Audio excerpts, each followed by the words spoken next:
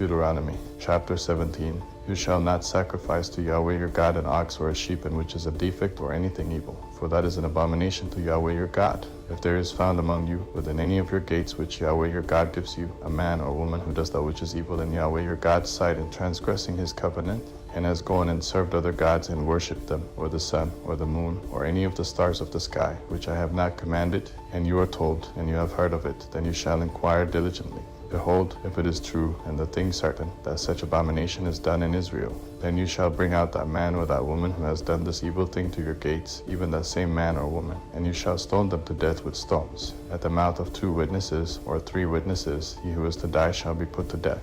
At the mouth of 1 witness he shall not be put to death. The hands of the witnesses shall be first on him to put him to death, and afterward the hands of all the people. So you shall remove the evil from among you.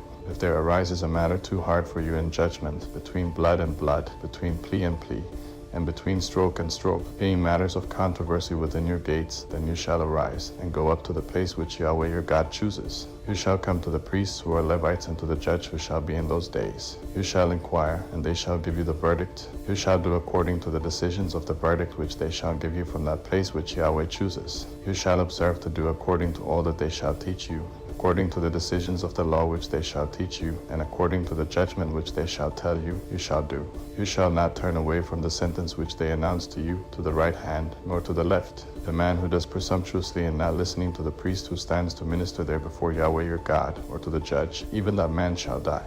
You shall put away the evil from Israel. All the people shall hear and fear, and do no more presumptuously. When you have come to the land which Yahweh your God gives you, and possess it and dwell in it, and say, I will set a king over me, like all the nations that are around me, you shall surely set him whom Yahweh your God chooses as king over yourselves. You shall set as king over you one from among your brothers. You may not put a foreigner over you, who is not your brother. Only he shall not multiply horses to himself, nor cause the people to return to Egypt, to the end that he may multiply horses, because Yahweh has said to you, you shall not go back that way again.